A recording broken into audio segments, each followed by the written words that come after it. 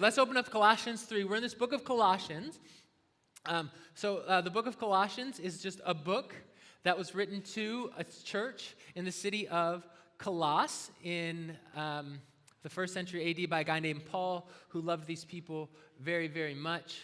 And so what we get to do is we get to read a letter from somebody who loved a group of people a lot and just wanted God's best for them.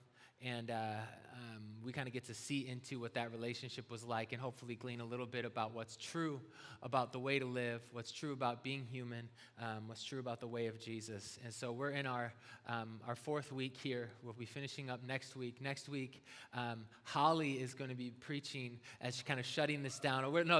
Yes, come on. It's going to be awesome. We talked a little bit about it this week. She's going to be kind of wrapping it all up with a bow like only she can. So don't miss that. Please be here if you're at all able to be here for that. But so we're finishing up. We're in our fourth week of this. It's been a really great series for me. Hopefully it's been good for you as well. But so we got 11 verses this morning, so it's going to be a little bit of a longer Bible reading, but you came to church. You should have expected it. Since you've been raised to new life with Christ. Say life with Christ. That sounds good to me. Set your sights on the realities of heaven. One of the translations, I think it's the Message Bible, says, since you've been made new, act like it. And I like that.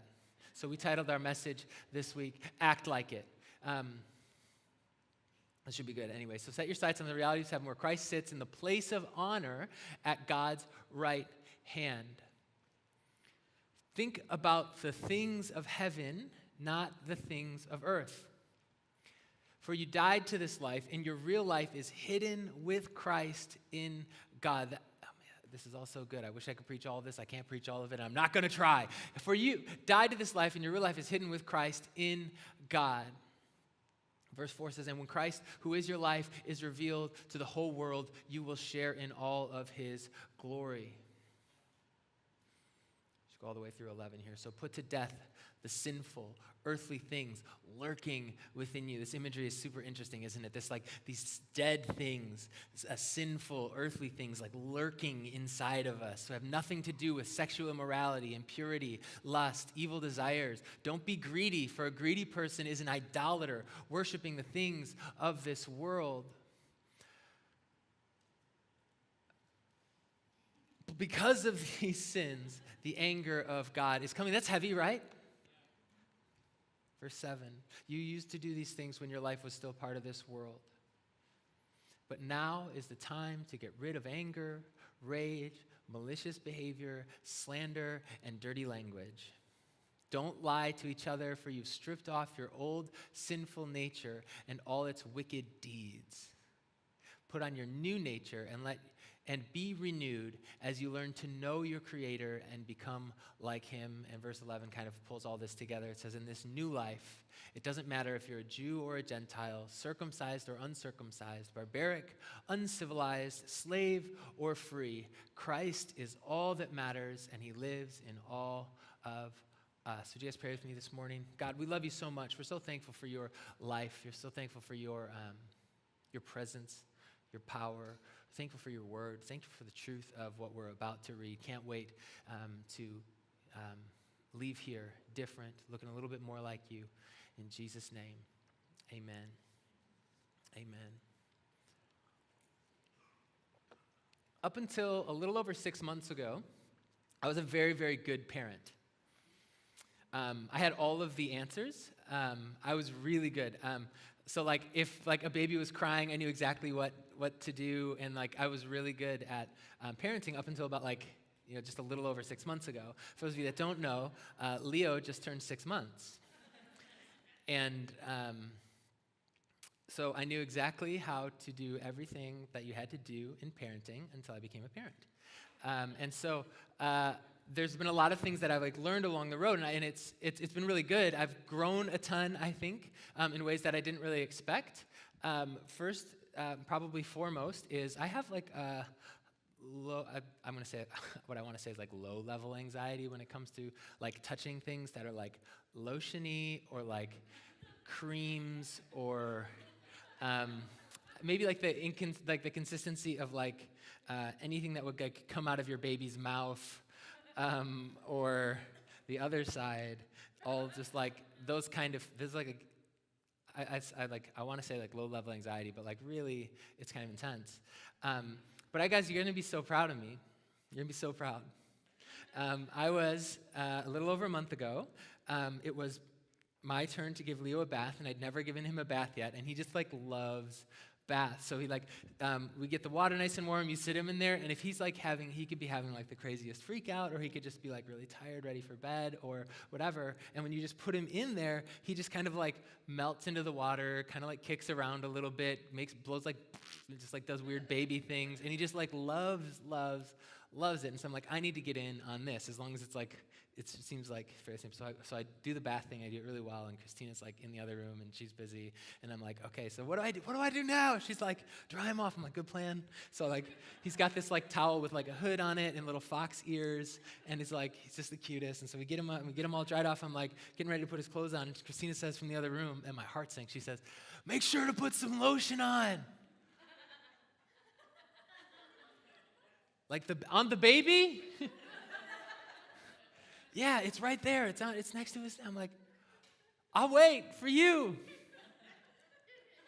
Because I really have an aversion. Like when Wisconsin winters get really, really dry. So winters here are like kind of like a wet cold, and it's kind of like annoying because it's like heavy and wet, and the cold kind of like sticks to you, if that makes sense. But in Wisconsin, it's a very, very dry cold. I would get bloody noses like all winter long, and just because it's so dry. And I would actually let my skin crack before I would put that I would have like broken knuckles because it was so dry, and I like refused to put lotion on. Freaks me out. Anyways, and so Christina's like, just do it, you'll be fine. And of course she knows. I did it. I put lotion, thank you. I put lotion on his entire body. I did. I put lotion on his front and his little toes, all up and down. I did his face up through his like hair, the whole thing. And like, I don't know, lotion in hair is like, ugh. Just, ugh. But I did it anyways. I washed my hands afterwards. I put Leo's little pajamas on, and I did it. I didn't know that having a baby was going to be exposure therapy, but it is, and it was wonderful, and I'm growing. I'm getting better as a person because of the season that I was walking into, and but I didn't know on the front end how I was going to grow, and I didn't know how I was going to learn, or even in a lot of ways, the ways I needed to grow as a person, or as a parent, as a husband, until this added pressure happened. See, it's really kind of easy to be a good parent until you have kids, in the same way that it's easy to be a good spouse until you get married. So when I was single, it was really easy for me to be married in my mind. I was like, I'm gonna be really good at this. I don't know how these married people don't get this. This is super simple. You just have to hang out and love one another. You get to hang out. It's basically a date for the rest of your life. And you're like, that sounds awesome. And then, but then you get married and you realize that it's not that. It's awesome, it's incredible, but it certainly isn't easy, and it's not what you think, not what I thought it would be before we got married. And even though you see every marriage of all of your friends in your life, you're like, they're not making this look really easy, but I think I can do this really well. So it's really easy to be married before you get married. It's really easy to have kids easy to be a parent before you have kids. I was with my friend Mike the other day at the gym, and he's showing me how to climb a rope the right way. And I was watching him. He's like, it's real easy. Just do this thing with your foot, and you just climb on up. And I'm like, all right, sweet. We wore long socks. We didn't get rope burn. And I'm learning to do this. He's like, use your feet. I'm like, I'm using my... It was very different in practice than it was in theory. And Mike made it look so easy. But so about the third time up, I get to the top, and he's like, use your feet. I'm like, I'm trying. And all of a sudden, my grip...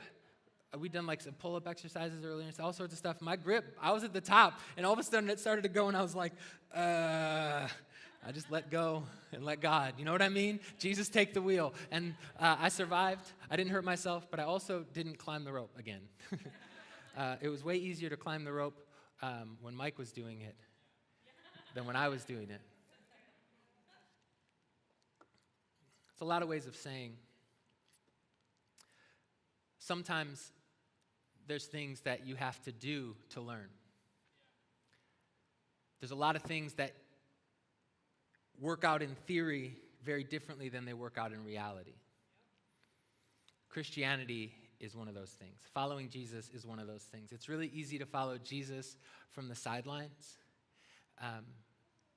It's really easy to become like a theoretical Christian, someone who knows what the right thing to do at the right times and who can even look at other people's lives and say this is the right thing that they need to be doing at this time. But it's a whole different thing entirely to engage with our own soul, our own shortcomings, following in the way of Jesus and starting to win and learn, grow, become like him. And I think that's a little bit about what Paul's talking about here in Colossians 3. See, we know the theory about Christianity, but we're not becoming it. Knowing about Christianity isn't the same as knowing Jesus. I believe the longest measurable distance in the world is 18 inches, between your head and your heart. I'm guessing it's about 18 inches, depending on where you know what I mean?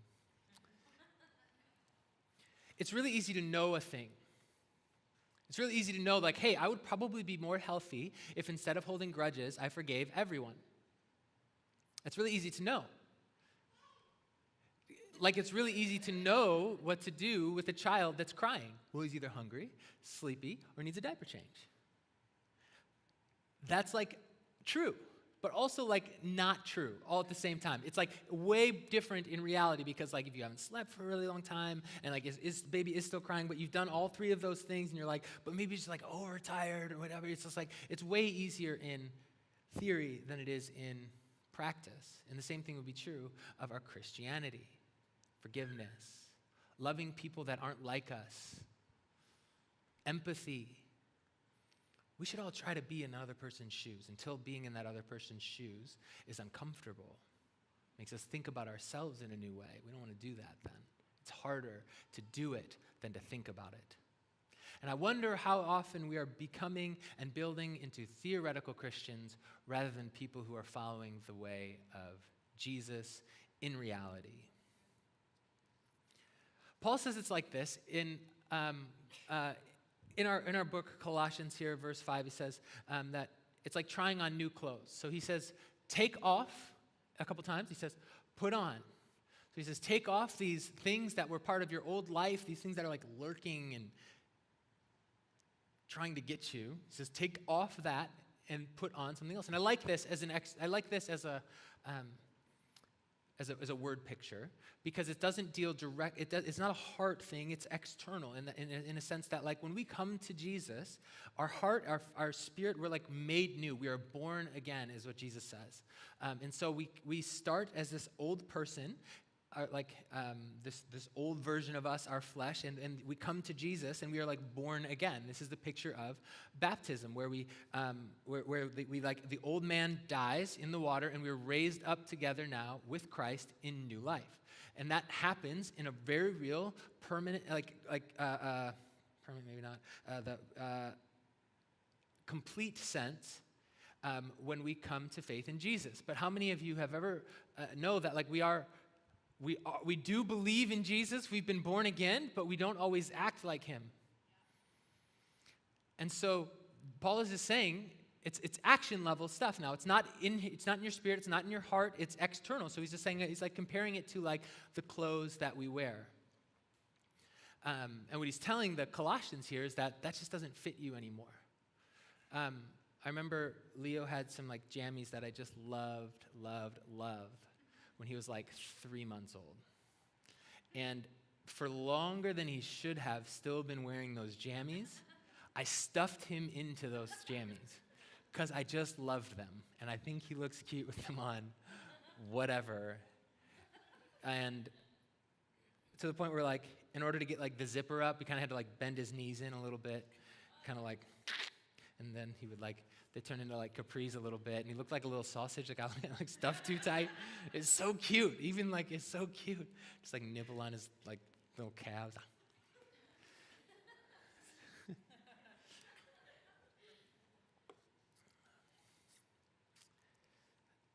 Or me in middle school, My pajamas are too long in middle school. So in middle school, I didn't really grow at all between 5th grade and 8th grade. I was kind of middle of the pack in 5th grade, but I was very small by the time I got to 8th grade. But when I got from 8th grade till about my sophomore year, I really started to, to grow. I was about 6'2" by the beginning of my junior year. I'm still 6'2". And so it just meant I had to wear get new clothes kind of a lot because all of a sudden it just wouldn't fit anymore. But you didn't realize it right away. So you were on the way to school and somebody was like, "When's the flood coming?" You're like, "You're not funny. You're still not funny. Still wearing flood, but I'm ready if it floods. I guess I'm ready." Because all of a sudden you just don't realize that this doesn't fit anymore. This just doesn't fit anymore. A lot of men had this happen in the 80s when all of a sudden, you just weren't supposed to have a mullet anymore. And they all had this different realizations at different times. And this doesn't fit anymore. We just don't do that anymore. No more mullets. But it's true of us too. And why are you talking about mullets? I don't know. Really didn't, whatever. Okay, so it's also true of ourselves now. As we come to faith in Christ, Paul is saying there's some stuff that just doesn't fit anymore. There's some stuff that just doesn't fit us anymore. And the mystery of the way of Jesus is the very first thing he says is follow me. So he comes to these disciples who are fishing and he says, "Hey, come follow me." And so they drop their nets and they follow him. As they are, where they started, they follow him. And over the next course of the next 3 years, Jesus kind of lovingly, gracefully, sometimes forcefully says to them, "This doesn't fit anymore." There's a time when this guy named John, who wrote the book we're going to start studying in a couple weeks, asked Jesus if he should call down fire and burn up an entire city. And Jesus was like, not a good look, John. Maybe we'll do something else. One time, Peter tried to tell Jesus that he wasn't going to die on the cross or go unto death. He said, "God, it will not happen." And then Jesus called him Satan. He said, "Get behind me, Satan." And this is wow, very forceful language for that's not how we are. That's not my way. That's not a good look. And our discipleship, our learning to be like Jesus, is going to be this kind of continual version of over the decades until the end of our life of God telling us that's not a good look and then giving us a better look. It's not all negative. But there's this part of it we have to step out and begin to follow before we can always begin to understand.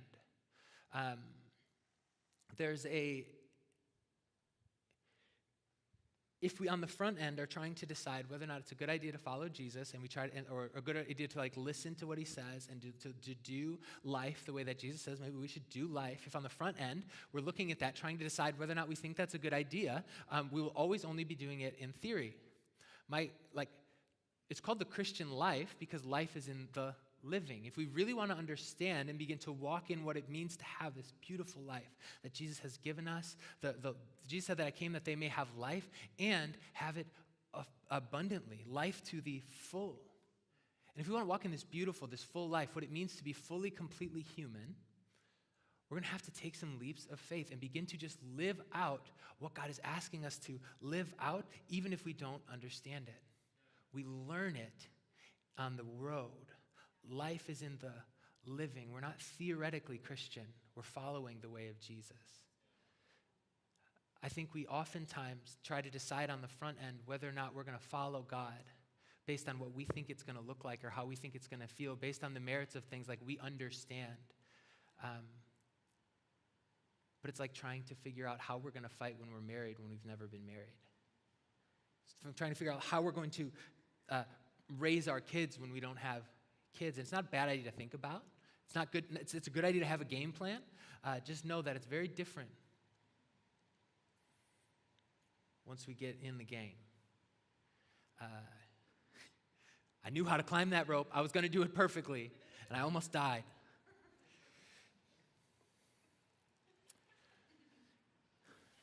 And it looks like something. I like also this taking on, putting on, taking off analogy, because it actually looks like something. It's effort.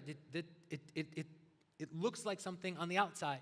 And so as we decide to follow in the way of Jesus, there's going to be inevitably times when we say, like, you know what, this bitterness I've been holding on to in my relationship with my wife is not good. I'm going to lay that down. And there's going to be a moment, probably for almost all of us, when we look at that thing we've decided to take off and we realize that we've put it back on. That's hard. Because when we decide to do something, when we decide to change, especially when we become accountable to other people for those changes, all of a sudden, like we're going to fail. We're going to fall. It happens. We're human. So when we decide, I'm no longer going to give into sinful lust, the desires of the flesh, or I'm no longer going to give into idolatry or greed. I'm no longer going to lie. I'm going to do a better job in these areas that God is like calling us to be higher. We're inevitably going to fall in those things. But can I say this? Falling is not failure. I would say falling is learning to stand. Falling isn't failure. Falling is learning to stand. Leo is in this point right now where he's learning to sit. And it is really fun. We stick him in the middle of a big, cushy area. We stick him up, and he'll play for a little while, and all of a sudden just kind of off-kilter fall over. He's not like a failure at sitting. But this is how we approach our life. He's not like a failure at sitting. He's just like not sitting yet. He's getting better. He's growing. He's going to be sitting soon. He's not like really crawling yet. He's kind of scooting. When we put him in that bed forever, until this week, we'd put him to bed on his back, and he would wake up on his back in the middle of his crib. Now he ends up on his stomach, turned sideways, like playing with the crib bars. That is progress. He's not a failure because he can't crawl.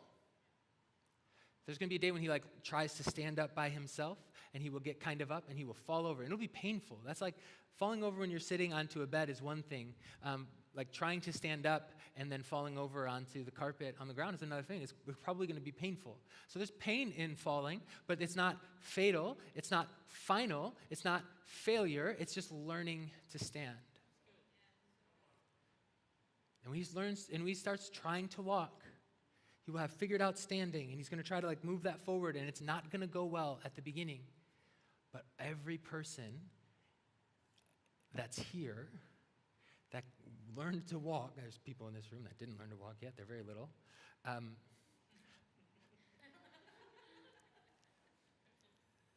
We all went through it. The same thing is true of all of us in our Christian walk, is that until we try, until we learn to do it, until we actually go and begin to walk, begin to say no to some of the things inside of us that God is asking us to say no to, whether we understand or not. As we begin to do that, we will like fail in those things. What we need to be here is a community of people who are so full of grace. The church has done incredible damage to people who are just learning to stand. If everybody's failure around us is assigned as fatal, then when you fail, you will assign it as fatal to yourself as well. Whatever measure you use to judge others will be used on you as well. Jesus said that. So whatever like standard you hold for other people is the standard you're going to hold for yourself. And I wonder if we're feeling, we get under so much self-condemnation and so much self-judgment and then hide ourselves from people, pull back from community because we're using an impossible standard for other people that then we have to use on ourselves. If you can have grace for the other people in your life that are falling as they're learning to stand, you'll be able to have grace for yourself. But if you can't extend grace to other people to help them along their journey, then you will never be able to have it for yourself. I want to be a community so full of grace, so full of people who are like happy to see when someone has fallen down, not to ask them how they got there, not to yell at them for falling down or to tell them how to do it better, but to simply reach out a hand. Say, I'm going to help you up. I'm going to stand with you till you learn to stand on your own. I want to be a community of people like that. Anybody else? Anybody else? Is there anybody with me? You guys say you're awake. I believe you. Notify your faces. Just kidding. Not kidding. Really. Whatever. Okay. There's a life in Jesus, a life like we've never, ever known. But you can't experience the sea from the shore. There's a life in Jesus, a full life in Jesus that you can't experience until we begin to walk it. I think about my ability as a sailor, and it's not, to call it ability might be generous, because I've never done it. I've been on a boat while someone else was sailing. I've read about sailing. I've watched like a sailing movie or something once or twice, and I've seen about it, and I've been out on the sea with like on a boat or whatever. But that's very, very different than doing it. You can learn like the history of sailing. You can learn what all the ropes are called, the knots to make, all that kind of stuff. But you can't become a sailor from the shore, just like you can't become a Christian until we enter into it. We'll never learn about the life of Jesus until we start to walk in his footsteps. Becoming like Jesus is a journey. There's no like entrance exam to heaven. I think, but really, I think sometimes we live our lives this way, like there's going to be this test when we get to heaven, and if we've learned enough about who Jesus was, about the history of the world according to the Bible, if we've learned enough information, we can quote enough scripture that we can, we do all of that, then we'll be able to, then maybe St. Peter, who sits at the pearly gates, whatever, is just going to be like, you passed the test. You got at least a 75, so you'll get into normal heaven, but there's some people who get into honor roll heaven. Never me. That was never a thing for me, but I'd just be happy to get in. But this is never the way that it is. It's not Christianity. The life of Jesus, becoming like Jesus, isn't a test. It's a journey. It's a following behind Jesus. And we'll never understand it until we go. The people that were closest to Jesus were the ones who stayed when it got hard. The people that were closest to Jesus were the ones that stayed when it got hard. Why? Because they knew him the best. They were becoming the most like him because they were closest to his atmosphere. We can't live a Christian life in theory. There's no such thing as a theoretical Christian. I have it all understood.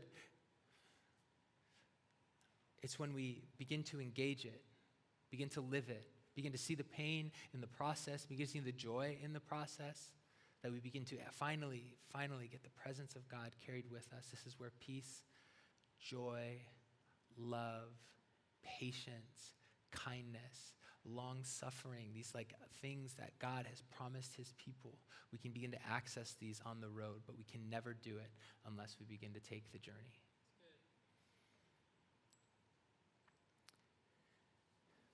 I'll have the band come up as we get ready to finish here. I'd be remiss if we didn't talk about where it starts, though. All of this begins in Jesus. All of it begins in Jesus. This idea of forgiveness we've been talking about a little this morning. Our capacity to forgive is found in Jesus first forgiving us. We've come to faith, those of us that have come to faith. We come to Jesus and say, hey, take this life. Forgive me my sins. Take from me. And he says, I've forgiven you. It cost me my life on the cross, but I have forgiven you. And we take that understanding now of forgiveness, what it means that everything I've done wrong against God, he has just forgiven it. We take that understanding, and in whatever way we can, we take it, and then we forgive someone else. Not because they deserved it, because we didn't deserve it. But we forgive them as a gift, the same way that God has forgiven us as a gift. And we begin to understand it as it brings healing to them, brings healing to us, brings healing to our relationship, and it brings Jesus to the planet. Brings the life of Jesus to the planet. We understand it a little bit better. And as we understand that a little bit better, we understand our need for forgiveness so much more. And we come back to God and we receive forgiveness. And then as we receive more forgiveness again, we're like, oh my gosh, this gift, it's incredible. And we begin to give it and we begin to understand it. Christian life is in the living. It becomes this cycle. We don't know what it is to love. We can love because God first loved us. We come to God and we understand what it is to be loved in spite of our flaws, in spite of our weaknesses, completely vulnerable. He's the only one we don't have a choice whether or not we're going to be vulnerable with or not. He sees it all and knows it all and loves it all. God loves very, very bad people very, very much, and that's good news for me. And because that's true, I can look at people in my life and just choose to love. And in choosing to love, because I've been loved, I begin to understand what love is. Our life with Jesus starts in him, and as we begin to just say, I don't really know why, I don't understand this, it's painful to forgive, but I'm going to do it because I've been forgiven. And in that moment, we become a little bit more like him. And we choose love and become a little bit more like him. We choose grace and we become a little bit more like him. We choose patience and we become a little bit more like him. All of it because it started in him. We decide to be faithful as he is faithful because it started in him, and we become a little more like him. And this cycle happens where it starts in Jesus and we begin to put it forward. And we learn it and we do it more. We learn to reflect him until he's here. Can we go back to verse 4? Nathan, I wanted to show you guys this. And when Christ, who is your life, is revealed to the whole world, you will share in all his glory. There's this moment coming where Jesus will return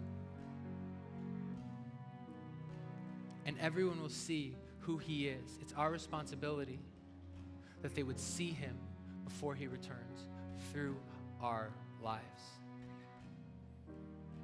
Following this way of Jesus is like, as we become more and more like him, the world begins to get a glimpse of the kind of king, the kind of person, the kind of one who would forgive even a sinner like me, the kind of one who would use people like me in situations like mine to begin to declare his goodness and his glory, and that's the portion he has for all of us.